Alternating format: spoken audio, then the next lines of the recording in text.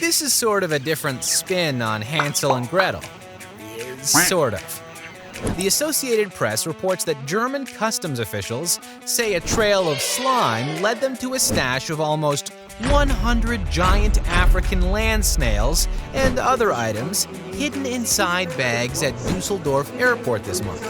Officials stumbled over one of the snails on a baggage truck and initially thought it was a toy until it started moving. By following the trail left by the 8-inch snail, they found a bag with a hole, with another snail already peeping out of it, possibly preparing a dash for freedom. In total, officials found 6 bags containing 93 giant snails, 62 pounds of fish and smoked meat, and a suitcase full of rotting meat. All had been imported from Nigeria and were destined for an African goods store in Western Germany. The snails were handed to an animal rescue service in Dusseldorf, and the meat was destroyed, customs officials said. Never in the history of the Dusseldorf Customs Office has a trail of slime led us to smuggled goods, said its spokesman, Michael Waugh. Fun fact, most snails are actually hermaphrodites, which means they have male and female genitalia. So I would say the customs official are lucky they only found 93 giant snails, and not 93 giant snails, but 46 of them are pregnant.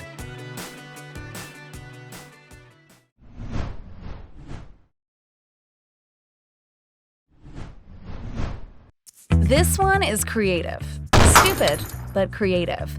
Oddity Central reports that a man was arrested in Spain for apparently admitting to the driving offenses of nearly 100 people for money in order to keep their records clean.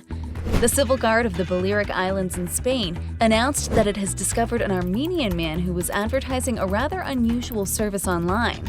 The unnamed man was offering to take the blame for strangers' driving offenses and help them keep their records clean in order to retain their driving licenses and avoid paying fines. Of course, he charged money for his service, between 75 and 200 euros per point deducted from his own driving license. And business was booming. In Spain, like in many other EU countries, a point system is used to punish traffic infractions. Every driver starts out with 12 points. Beginners start with 8, and they start losing them when committing infractions. It was discovered that this Armenian man had a point tally of minus 321. Further analysis of the suspect revealed even more unusual elements. For example, in over a dozen instances, he had admitted to driving a motorcycle at an excessive speed, although the radar camera footage clearly showed that the riders were women. According to sources in the Civil Guard, he had had dealings with no less than 91 people from all over Spain, and he had long had his own driver's license suspended, but he continued to take the blame for others' offenses and made a profit in the process. I guess these repeat offenses never lead to jail time, just points and fines? If so, maybe the problem isn't with this Armenian man, but rather with the judicial system.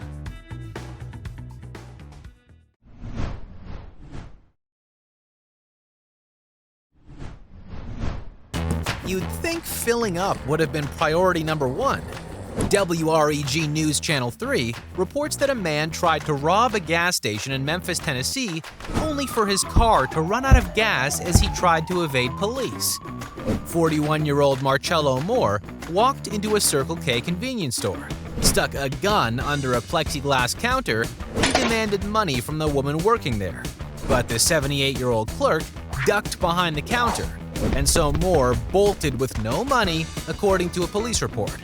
Officers said he saw Moore leaving the store in a black Chevy Impala and followed him. The chase then went from full throttle to empty as Moore's Impala ran out of gas. He got out and tried to run, throwing out a handgun in the process, but officers captured him without incident. Also, I don't think throwing the handgun is exactly what it's meant to be used for. Is that just me? I'm not a gun guy. He's been charged with attempted aggravated robbery and evading arrest.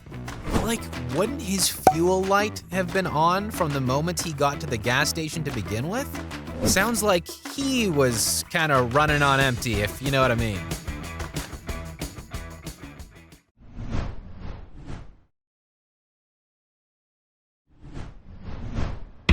The things people will do for the clickety-clacks, the likes, and the follows. According to City News, the Ontario Provincial Police arrested a suspected drunk driver after he approached an officer seeking to take a selfie with a police cruiser in Elgin County, Ontario. Yes, this actually happened. OPP West Region tweeted, saying that the man was arrested in Elgin County after trying to have a photo taken with a police vehicle. An unnamed 18-year-old selfie-loving man was arrested at the scene. As a result of the interaction, they were taken into custody without incident and subsequently charged with impaired driving offenses, police told City News. There was one key piece of information left out of the news report. Did the guy get his selfie with the cruiser or what?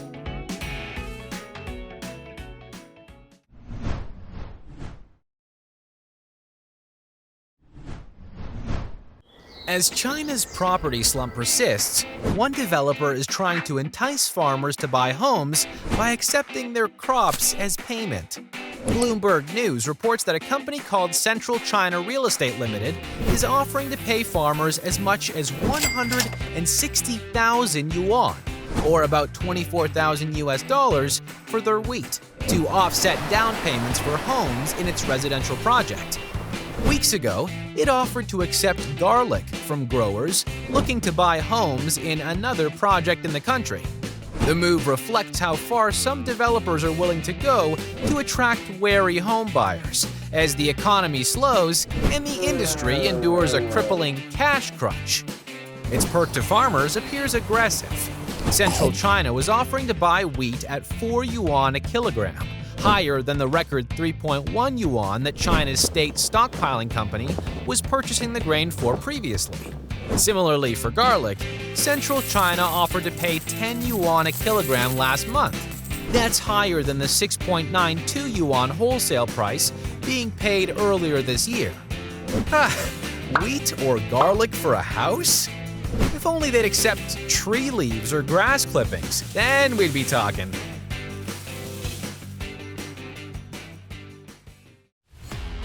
If you want to see all our videos about real news stories that are funny, stupid, or weird, click the subscribe button below. I mean, hey, my cat's gotta eat.